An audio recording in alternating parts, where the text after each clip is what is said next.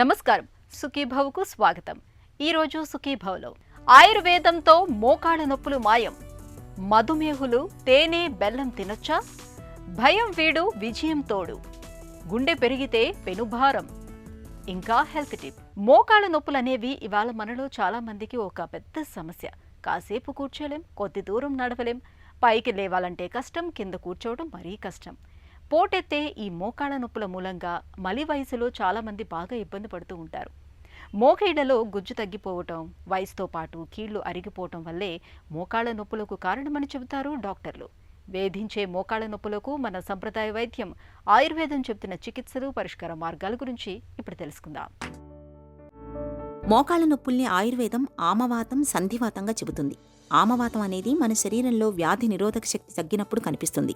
ఇలాంటప్పుడు కీళ్లలో వాపు రావడం, కీళ్లన్నీ వేడిగా ఉండడం, కీళ్లు బిగదీసుకుపోవడం వంటి సమస్యలు కనిపిస్తుంటాయి. సంధివాతంలో కీళ్లను ఆవరించి ఉండే పలుచటి మృదులాస్తే అరిగిపోతుంటుంది. దీంతో కీళ్లలో విపరీతమైన మంట, పోట్లతో కూడిన నొప్పి బాధిస్తుంటుంది. ఫలితంగా ఎక్కువ దూరం నడవలేకపోవడం, క్రింద కూర్చుని పైకి లేచేటప్పుడు నొప్పి రావడం వంటి లక్షణాలు ఉంటాయి. అంతేకాకుండా కూర్చుని లేచేటప్పుడు కీలులో శబ్దాలు కూడా వస్తుంటాయి. మోకాళ్ళల్లో అరుగుదల అంటే అది సాధారణంగా 40 సంవత్సరాలు 50 సంవత్సరాల దాటిన ప్రతి ఒక్క వాళ్ళల్లో మనం సాధారణంగా మోకాళ్ళ నొప్పులు, స్వెల్లింగ్సు, స్టిఫ్నెస్సు, జాయింట్ రిజిడిటీ, నడవలేకపోవడం, ఒక 10 మెట్లు ఎక్కగానే ఆగిపోవడం, ఇవి సర్వసాధారణంగా చూస్తున్నాం. ఇది రావడానికి ప్రధానమైనటువంటి కారణము ఆస్టియో ఆర్థరైటిస్ లేదా సంధివాతము అని అంటాం. దీనిలో ఆస్టియో ఆర్థరైటిస్ సాధారణంగా చూసినట్టయితే జనరల్గా 50 సంవత్సరాల వరకు ఎవరికి రాదు. 50 సంవత్సరాల లోపల వాళ్ళకు వచ్చింది. 40-30 సంవత్సరాల వాళ్ళకి ఇప్పుడు కొన్ని కేసులు చూస్తున్నాం. ఈవెన్ 30 ఇయర్స్ వాళ్ళకు కూడా రావడానికి చూస్తున్నాం. ఏంటంటే, ఒకటి మోతాదుకు మించి బరువు ఉండడం. అంటే సాధారణంగా 65 నుంచి 70 కిలోలు ఉండాలి. 70 పైన ఉన్నారంటే 90 కిలోలు ఉన్నారనుకోండి, అంటే 20 కిలోల మూట అధికంగా ప్రతిరోజు మన నెత్తిలో పెట్టుకొని మనం తిరుగుతున్నప్పుడు తప్పకుండా దాని యొక్క ఇంపాక్ట్ మోకాళ్ళల్లో ఉంటుంది. ఇది ఓవర్ వెయిటు, డ్యామేజు, కింద పడడము, ఇన్ఫెక్షన్స్ బారిన పడ్డప్పుడు ఈ జాయింట్ యొక్క వియర్ అండ్ టియర్ అని సాధారణంగా అంటారు. Wear and tear of the joint కాదండి, యాక్చువల్గా wear and repair of the joint. ఈ రిపేర్ అంటే డ్యామేజ్ జరిగి దానికి రిపేర్, బాడీ దానికి అనుగుణమైన రిపేర్ను చేసుకోగల శక్తి ఉంటుంది. ఫస్ట్ స్టేజ్ లోపల అప్పుడప్పుడు వారానికి ఒకసారి 2 సార్లు ఎక్కువగా మెట్లెక్కినప్పుడు నొప్పి స్టార్ట్ కావడం ఫస్ట్ స్టేజ్, దాదాపు అసిమ్టమేటిక్గానే ఉంటుంది. సెకండ్ స్టేజ్ లోపల కనుక తీసుకున్నట్టయితే మైల్డ్ పెయిన్ సిమ్టమేటిక్గా స్టార్ట్ అవుతుంది. అంటే కొంచెం మెట్లెక్కినప్పుడు నొప్పి, ఒక రకమైనటువంటి వాపు, స్టిఫ్నెస్ కూడా రావచ్చు. థర్డ్ స్టేజ్లో moderate pain and stiffness compulsory ఉంటుంది. అండ్ సివియారిటీ అంటే జాయింట్ మధ్యలో ఉండేటువంటి స్పేస్ తగ్గిపోవడము, అక్కడ జాయింట్లో ఒక Boney eruptions, new Boney eruptions రావడం చేత జాయింట్ యొక్క ఒరిపిడి చేత క్రెపిటేషన్స్, కొన్ని ప్రత్యేకమైన శబ్దాలు, సౌండ్స్ వచ్చేటువంటి దాని ద్వారా ఈ డ్యామేజ్ను మనం నిర్ధారించవచ్చు. Fourth stage joint collapse, gross osteophytic changes in the joint. Simple X ray ద్వారా ఈ జాయింట్ స్పేస్ తగ్గిపోయి ఆస్టియోఫైట్స్, గ్రాస్ ఆస్టియోఫైట్స్ వచ్చి జాయింట్ యొక్క మొబిలిటీ పూర్తిగా తగ్గిపోయినప్పుడు ఇది దాదాపుగా నీ జాయింట్ రీప్లేస్మెంట్కు పోవాల్సినటువంటి అవకాశం ఉంటుంది. పోటెత్తి మోకాళ్ళ నొప్పులకు ఆయుర్వేదం తనవైన కొన్ని ప్రత్యేకమైన పరిష్కారాల్ని చెబుతుంది.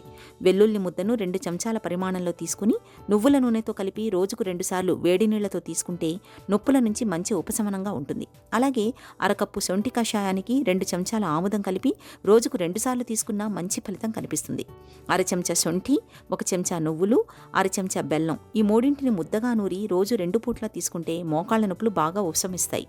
వీటితో పాటు మహానారాయణ తైలాన్ని కీళ్ల మీద పైపూతగా మర్దన చేస్తుంటే నొప్పులు పోటెత్తకుండా అదుపులో ఉంటాయి. మొదటి 2-3 స్టేజులలో ఉన్నప్పుడు మీరు గనక స్వర్ణగుగ్గులు లాంటి ఆయుర్వేదిక్ డ్రగ్స్ను కానీ మహాయోగరాజ గుగ్గులు లాంటి ఔషధాలను కానీ, కనకలేపమైనటువంటి ప్రత్యేకమైనటువంటి ఆయింట్మెంటును రోజు 14 రోజులు కానీ సివియారిటీని బట్టి నెల రోజుల వరకు ఆ లేపాన్ని పూసుకున్నప్పుడు తప్పకుండా ఈ యొక్క ఇన్ఫెక్షన్ కానీ దాని డీజనరేటివ్ చేంజెస్ ఫర్దర్గా పోకుండా ఆపడం అవుతుంది. ఇంకా మోడరేట్ నుండి సివియర్గా రాబోతున్నప్పుడు మేము సమ్మీర పన్నగరస్ 1 గ్రామ్, రససింధూర 1 గ్రామ్, మహావాత విధ్వంసిని రస్ 20 గ్రామ్స్, చోపచిన్యాది లేదా అశ్వగంధ చూర్ణం చేత దీన్ని ఒక పౌడర్ ఫామ్లోకి చేర్చి 1 మంత్ ఇచ్చినప్పుడు దాదాపు 2-3 మంత్స్ ఇది వాడినప్పుడు ఖచ్చితంగా without any analgesics and anti inflammatory drugs మీకు same impact without any complications మేము చేస్తాం.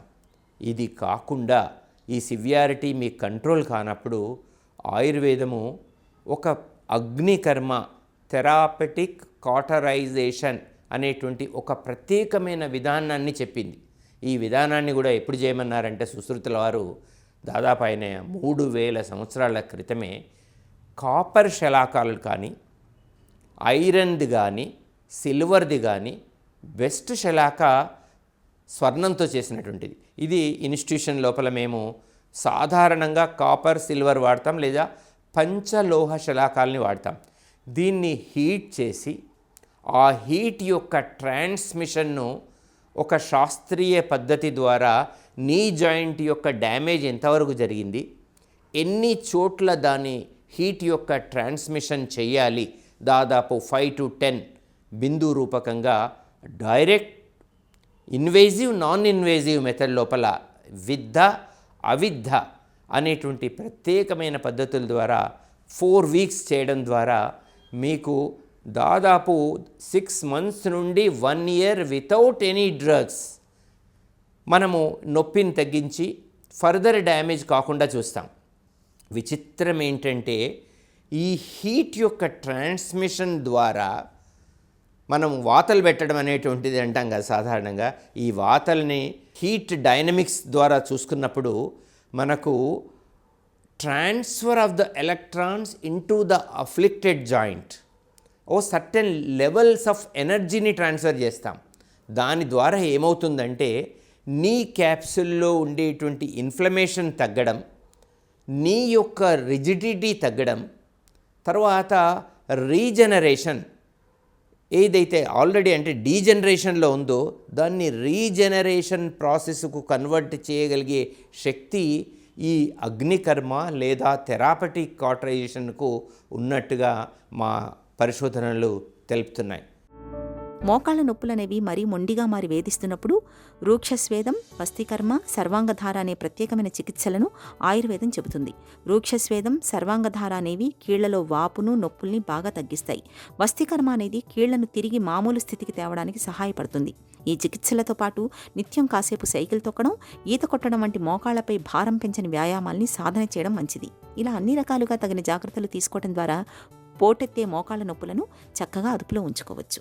షుగర్ జబ్బు వచ్చాక మనలో చాలామంది తీపికి ఫుల్ స్టాప్ పెట్టేస్తూ ఉంటారు. అయితే తీపిపై మనసు చంపుకోలేని కొంతమంది చక్కెరకు బదులుగా తేనెను, బెల్లాన్ని వాడుతూ ఉంటారు. చక్కెర మాత్రమే చెడు చేస్తుందని, తేనె, బెల్లం తీసుకోవటం వల్ల మధుమేహులకు ప్రమాదం ఏమీ ఉండదని బలంగా నమ్ముతూ ఉంటారు. కాఫీ, టీలలో చక్కెరకు బదులుగా తేనె, బెల్లం కలుపుకొని తాగుతూ ఉంటారు. బెల్లంతో చేసిన తీపి వంటకాల్ని రుచి చూస్తూ ఉంటారు.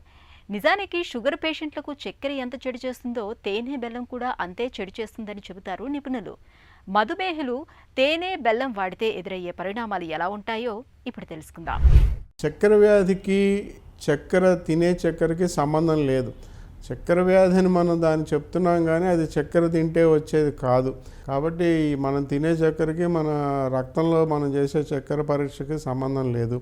అలాగే చక్కెర బదులు బెల్లం తీసుకున్నా, మన తేనె తీసుకున్నా, పట్టి బెల్లం తీసుకున్నా, బ్రౌన్ షుగర్ అంటే కొంతమంది ఏంటంటే తెల్లగా ఉన్న షుగర్ బదులు బ్రౌన్ షుగర్ వాడినట్లయితే కండసారి చక్కెర అని కానీ, డెమరారా చక్కెర అంటాం అనమాట బ్రౌన్ షుగర్ని, అది కానీ వాడినట్లయితే మనకు బాగుంటుందని చెప్పి ఏదో రకరకాల ప్రయోగాలు చేస్తూ ఉంటారు. కానీ మీరు తెల్లగా చెరుకులోంచి చేసినటువంటి పంచదార వాడినా, పట్టిక బెల్లం వాడినా, లేదా మీరు తేనె వాడినా, లేదా మీరు బెల్లం వాడినా, ఈ మధ్య తాటి బెల్లం, నల్ల బెల్లం అనేది ఎక్కువ ప్రాచుర్యంలో, అది వాడినా మీకు వచ్చేటువంటి ప్రయోజనం ఒకటే, నష్టాలు అంటూ ఏమి ఉండవు. కాబట్టి మీరు ఏదో ఆహార ప్రయోగాలు చేయడానికి మీ అలవాటుగా మీ సంతృప్తి కోసం మీరు ఎటువంటి ప్రయోగమైనా చేయండి, కానీ డయాబెటీస్ వాళ్ళు ఒకటి మానేసి ఇంకోటి వేసుకోవటం వల్ల వచ్చే ఉపయోగం ఏముండదు.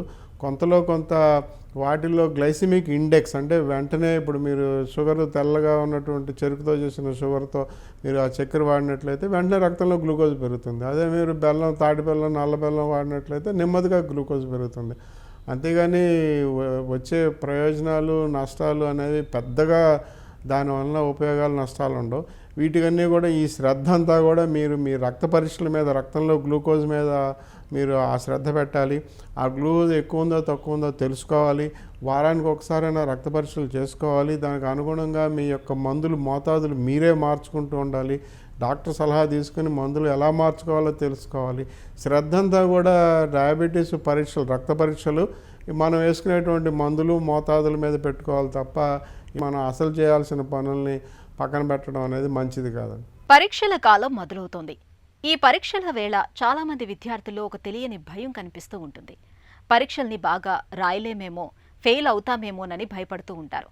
పరీక్షల్ని తలుచుకుంటేనే ఒళ్లంతా చెమటలు పట్టేస్తూ ఉంటాయి. భయంతో వణికిపోతూ ఉంటారు. నిజానికి కొన్ని చిన్న జాగ్రత్తలు తీసుకుంటే ఈ పరీక్షల భయాన్ని తేలికగానే పోగొట్టుకోవచ్చంటారు నిపుణులు. పరీక్షల భయాన్ని తగ్గించుకునే మార్గాల గురించి ఇప్పుడు తెలుసుకుందాం. అంటే ఎగ్జామ్ ఫోబియా అనేది ఎందుకు వస్తుందంటే, ముఖ్యంగా ఆ ఎగ్జామ్లో ప్రశ్నలు ఎలా వస్తాయి, దానిలో మనం సరిగ్గా రాయగలుగుతాం లేదా, తర్వాత మార్కులు ఎలా వస్తాయి, తర్వాత ఫెయిల్ అవుతామా పాస్ అవుతామా, లేదా ఫస్ట్ ర్యాంక్ వస్తుందా, లేకపోతే టీచర్లు వాళ్ళ ఎక్స్పెక్టేషన్స్ ప్రకారం ఉంటుందో లేదో, తర్వాత తల్లిదండ్రులు మన మీద చాలా ఆశలు పెట్టుకుని ఉంటారు, వాళ్ళు ఏమైనా డిసప్పాయింట్ అవుతారా, లేదా ఫ్రెండ్స్ ఏమైనా వాళ్ళని ఎక్కిరిస్తారేమో. సో ఇట్లాంటి ఆలోచనలు పాపం పిల్లలకి పరీక్ష ముందే ఈ ఆలోచనల వల్ల ఏమవుతుందంటే ముందుగానే ఊహించుకుంటారు. ఆ పరీక్షని 1 నెల 2 నెలల తర్వాత ఉండే పరీక్షని ఇప్పుడే ఆలోచించుకొని ఆ పరిణామాలను కూడా ఇప్పుడే ఊహించుకోవటం వల్ల పరిణామాలు భయంకరంగా కనిపించబట్టి పరీక్ష కూడా భయంకరంగానే కనిపిస్తుంది. కాబట్టి పరీక్ష గురించి ఆలోచించకుండా, పరీక్ష అనేది ఒట్టి ఒక పద్ధతి, మన సామర్థ్యాన్ని, మన తెలివితేటల్ని, మనకి ఎంత నాలెడ్జ్ ఉంది అని పరీక్షించడానికి అందరి పిల్లలకి లాగే నేను కూడా ఆ పరీక్షలో భాగం తీసుకుంటాను. అంతకుమించి ఇదేం పెద్ద గొప్ప విషయం కాదు అన్నది పిల్లలు మనసులో పెట్టుకున్నట్టయితే పరీక్షల గురించి భయం అంటూ ఉండదు. గుప్పెడంత ఉండే మన గుండె సజావుగా ఉంటే ఏ ఇబ్బందులు ఉండవు. అయితే కారణాలు ఏవైనా కావచ్చు, కానీ కొంతమందిలో గుండె పరిమాణం అనూహ్యంగా పెరుగుతూ వస్తూ ఉంటుంది. ఇలాంటప్పుడు గుండె కండరం క్రమంగా బలహీనపడుతూ వస్తుంది. దీంతో శరీరం అంతటికీ రక్తాన్ని సరఫరా చేసేందుకు గుండె ఎక్కువగా శ్రమించాల్సి వస్తుంది. ఈ పరిణామం చివరికి గుండె వైఫల్యానికి దారితీస్తుందని చెబుతారు డాక్టర్లు. వైద్య పరిభాషలో హార్ట్ ఎన్లార్జ్మెంట్ లేదా కార్డియోమయోపతిగా పిలిచే ఈ సమస్యకు కారణాలు, పరిష్కార మార్గాల గురించి డాక్టర్ని అడిగి ఇప్పుడు తెలుసుకుందాం. కార్డియోమయోపతి అంటే ఏంటి? కార్డియోమయోపతి అంటే గుండె కండరాలకి సంబంధించిన జబ్బు లేదా ప్రాబ్లం అని అర్థమండి. సో మీరు సాధారణంగా వాడుక భాషలో చూడాలంటే గుండె సాగడం, గుండె పెరగడం లాంటి మాటలతో దీన్ని బయట వింటూ ఉంటారు. గుండె సాగడం, గుండె పెరగడం అంటే ఏంటంటే నార్మల్గా ఉన్న గుండె యొక్క కండరాలు వాటి పనితీరుని కోల్పోయి సాగిపోవడం వల్ల గుండె పరిమాణం పెద్దగా తయారవుతుందండి. జనరల్గా గుండె కొట్టుకున్నప్పుడు రక్త సరఫరా అనేది బాడీకి జరుగుతుందన్నమాట. కాకపోతే ఈ కార్డియోమయోపతిలో గుండె కండరాల్లో ప్రాబ్లం రావడం వల్ల నార్మల్గా జరిగే మన బాడీకి జరిగే రక్త సరఫరా అనేది అంత ఎఫెక్టివ్గా కాకుండా కొద్దిగా తక్కువ పరిమాణంలో కానీ తక్కువ కెపాసిటీలో కానీ జరుగుతుందన్నమాట. సో దానివల్ల మన బాడీలో మిగతా భాగాలకి రక్త సరఫరా తక్కువగా అవటము, పైగా బాడీ మీద, గుండె మీద, ఊపిరితిత్తుల మీద కొంచెం ప్రభావం పట్టడం లాంటివి జరుగుతుంటాయి. గుండె పరిమాణం ఎందుకు పెరుగుతుంది? కార్డియోమయోపతిలో ఫస్ట్ది dilated cardiomyopathy, next ischemic cardiomyopathy, hypertrophic cardiomyopathy, లేదా inflammatory or other genetic causes of cardiomyopathy. ఇలా కార్డియోమయోపతికి కొన్ని కారణాలు ఉంటాయండి. ఇందులో ఫస్ట్ డైలేటెడ్ కార్డియోమయోపతి అంటే గుండె పరిమాణం అంటే సైజ్ పెరగటాన్ని డైలేటెడ్ కార్డియోమయోపతి అంటామన్నమాట. దీనికి కామన్గా వచ్చే కారణాలు ఏంటంటే ఆల్కహాల్ ఎక్కువ పరిమాణంలో తీసుకునే వాళ్ళకి, నెక్స్ట్ బీపీ సరిగ్గా కంట్రోల్లో లేకుండా ఎక్కువ కాలం దీర్ఘకాలికంగా బీపీ కంట్రోల్లో లేని వాళ్ళకి, ఇంకా వాల్యులర్ హార్ట్ డిసీజెస్ అంటే గుండె యొక్క కవాటాల్లో ప్రాబ్లమ్ని సరైన టైంలో గుర్తించలేక చివరి దశలో చేరుకున్న వాళ్ళకి, ఇంకా అన్కంట్రోల్ డయాబెటీస్ అంటే షుగర్ అవి కంట్రోల్ లేని వాళ్ళకి జనరల్గా ఈ డైలేటెడ్ కార్డియోమయోపతి చూస్తుంటామండి. ఇస్కిమిక్ కార్డియోమయోపతి అంటే గుండె రక్తనాళాల్లో బ్లాకులు ఉండి అవి మనం టైంకి రికగ్నైజ్ చేయలేక బాగా వాటి వల్ల గుండె యొక్క రక్తనాళాల్లో ప్రాబ్లం వల్ల గుండె దెబ్బతినడం వల్ల వచ్చేది ఇస్కిమిక్ కార్డియోమయోపతి అండి. మూడోది హైపర్ట్రోఫిక్ కార్డియోమయోపతి. హైపర్ట్రోఫిక్ కార్డియోమయోపతి అంటే గుండె యొక్క కండరాల థిక్నెస్ అనేది అబ్నార్మల్గా పెరిగిపోతుందండి. సో ఈ థిక్నెస్ అబ్నార్మల్గా పెరిగిపోవటం వల్ల గుండె కొట్టుకోవడంలో అంటే గుండె పంపింగ్లోను గుండె కొట్టుకునే విధానంలోనూ కొద్దిగా మార్పులు అనేవి చోటు చేసుకుంటాయండి. ఇంకా ఫోర్త్ వచ్చి రెస్ట్రిక్టివ్ ఆర్ ఇన్ఫిల్ట్రేటివ్ కార్డియోమయోపతీస్ అంటే ఆటోఇమ్యూన్ డిసార్డర్స్ అంటే మన బాడీకి శత్రువుగా పరిగణించే కొన్ని రకాల జబ్బుల్లో గుండె కూడా ఎఫెక్ట్ అవ్వడం వల్ల ఈ రెస్ట్రిక్టివ్ అంటే గుండె కొట్టుకోవడం కొంచెం రెస్ట్రిక్ట్ అవుతుందన్నమాట, గుండె కండరాలు కొట్టుకోవడం రెస్ట్రిక్ట్ అవుతుందన్నమాట. సో ఇవి కొన్ని రకాల కార్డియోమయోపతీస్ అండి. గుండె పరిమాణం పెరిగినప్పుడు ఎలాంటి లక్షణాలు కనిపిస్తూ ఉంటాయి? కార్డియోమయోపతి అనేది జనరల్గా ఒక క్రానిక్ ప్రాసెస్ అండి, ఒక క్రానిక్ డిసీజ్. సో దీని లక్షణాలు ఎలా ఉంటాయంటే ఇనీషియల్గా నడిస్తే ఆయాసం రావడం అనే లక్షణంతో ఇది స్టార్ట్ అవుతుందండి. సో క్రమక్రమంగా ఇది పెరుగుతూ వస్తుంది. అంటే ఇనిషియల్గా మీరు ఒక 1 కిలోమీటర్ నడిస్తే ఆయాసం వచ్చేది ఓవర్ కోర్స్ ఆఫ్ టైం మీరు ఒక 500 మీటర్స్ కానీ 200 మీటర్స్ కానీ నడిస్తే ఆయాసంలాగా ప్రోగ్రెస్ అవుతుంది. సో దీని సెకండ్ లక్షణం వచ్చేసరికి కాళ్ళ వాపులు రావడం అండి, అంటే పాదాలకు నీరు పట్టడము, ఇంకా గుండె దడ రావటము, ఇంకా జబ్బు ముదిరే కొద్దీ కూర్చున్న ఆయాసం రావడము, ఇలాంటి లక్షణాలతో ప్రజెంట్ అవుతారండి. గుండె పెరిగినప్పుడు ఎలాంటి పరీక్షలు చేస్తుంటారు? కార్డియోమయోపతీస్లో ఫస్ట్ బేసిక్ ఇన్వెస్టిగేషన్ అనేది ఈసీజీ అండి, 2D ఎకో అండి. 2D ఎకో తర్వాత యాంజియోగ్రామ్ అండి. కరోనరీ యాంజియోగ్రామ్ చేయడం వల్ల ఆల్మోస్ట్ సగానికి సగం కేసుల్లో వీళ్ళకి రక్తనాళాల్లో బ్లాక్స్ ఉండడానికి అవకాశం ఉంటుందండి. సో అవి క్లియర్ చేయడం వల్ల ఎంతో కొంత పనితీరు ఇంప్రూవ్ అవ్వడానికి అవకాశం ఉంటుందన్నమాట.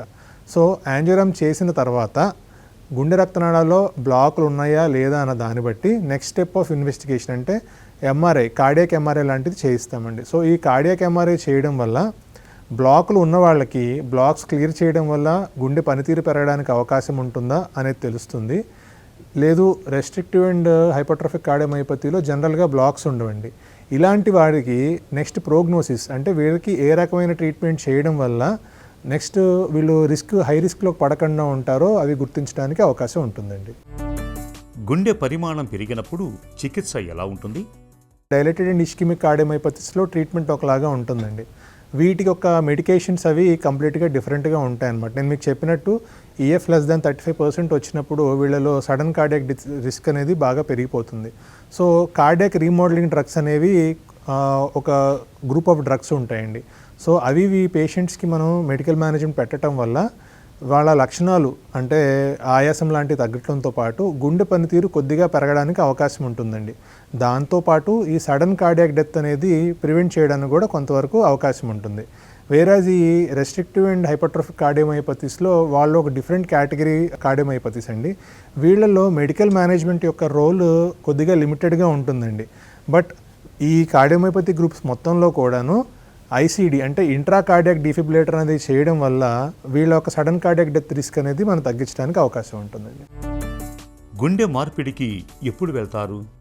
కార్డియోమయోపతి పేషెంట్స్ అందరూ కూడా మన ఫస్ట్ ప్రయారిటీ వచ్చేసరికి మెడికల్ మేనేజ్మెంట్ ద్వారా వాళ్ళ లక్షణాలను తగ్గించడము, next sudden cardiac death prevent చేయడం మన ప్రైమ్ గోల్ అండి.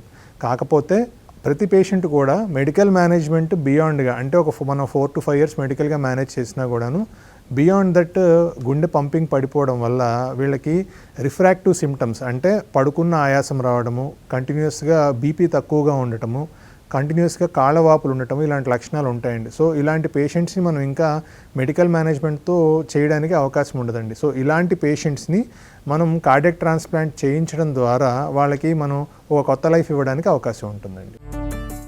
గుండె పెరిగినప్పుడు జీవనశైలి ఎలా ఉండాలి? ప్రతి జబ్బుకి కూడా ప్రివెన్షన్ లేదా ఎర్లీ రికగ్నిషన్ అనేది వెరీ వెరీ ఇంపార్టెంట్ అండి. సో ఈ కార్డియోమైపతి పేషెంట్స్ నేను మీకు ఇందాక చెప్పినట్టు నడిస్తే ఆయాసం ద్వారా ఇది అనే లక్షణం ద్వారా బయటపడుతుంది. సో ఎర్లీగా స్క్రీన్ చేయించుకోవడం వల్ల ఈ కార్డియోమైపతి అనేది బయటపడితే కనుక ఒక సెట్ ఆఫ్ ట్రీట్మెంట్ అంటే timely doctor consultations and timely change and usage of medications ద్వారా దీన్ని కొంచెం మనం ప్రోగ్రెషన్ని స్లో చేయడానికి అవకాశం ఉంటుందండి. ఇంకా వీళ్ళ దయనీయ అలవాట్లో మార్పులు అంటే ఎక్కువ బరువు పనులు చేయకుండా ఉండటము, ఆహారం విషయంలో జాగ్రత్తలు తీసుకోవడం. ఆహారం విషయంలో జాగ్రత్తలు ఏంటంటే కొద్దిగా ఉప్పు తక్కువగా అంటే సగం ఉప్పు తగ్గించేలాగా తినడం. నెక్స్ట్ హెల్తీ డైట్ తీసుకోవడము అంటే ఈ fat, fast foods, fried foods ఇవన్నీ తగ్గించేసి ఒక హెల్తీ డైట్ని అలవర్చుకోవడం ద్వారా ఈ కార్డియోమైపతి ప్రోగ్రెషన్ని మనం తగ్గించడానికి అవకాశం ఉంటుందండి. కార్డియోమైపతి స్టేజింగ్ ఉంటుందండి. సో ఎప్పుడైతే గుండె పనితీరు 30-35% కన్నా తగ్గున్నప్పుడు మనం ఫ్లూయిడ్ రెస్ట్రిక్షన్ చెప్పాల్సి ఉంటుందండి. వీళ్ళకి 1.5 to 2 లీటర్స్ పర్ డే కన్నా కూడా మనం ఎక్కువ ఫ్లూయిడ్స్ తీసుకోకూడదని మనం చెప్పాల్సి ఉంటుందండి. గుండె పరిమాణం పెరగడం అనేది ఖచ్చితంగా సమస్యే. అయితే తొలి దశలోనే గుర్తించినట్లయితే ఓవైపు మందులు వాడుతూ జీవనశైలిని క్రమబద్ధం చేసుకుంటే గుండె పరిమాణం పెరిగినప్పటికీ అందరిలానే హాయిగా జీవనం సాగించవచ్చు. ఇక ఈరోజు కార్యక్రమాన్ని ముగించే ముందు ఒక చిన్న చిట్కా మీకోసం. చుండ్రు బాధలు తీవ్రంగా ఉన్నప్పుడు నిమ్మరసంలోకి ఉసిరికాయ రసం లేదా ఉసిరి పొడిని కలిపి తలంతా మర్దన చేయండి. 1 గంట తర్వాత స్నానం చేయండి. తరచూ ఇలా చేస్తూ ఉంటే చుండ్రు బాధలు క్రమంగా తగ్గిపోతాయి.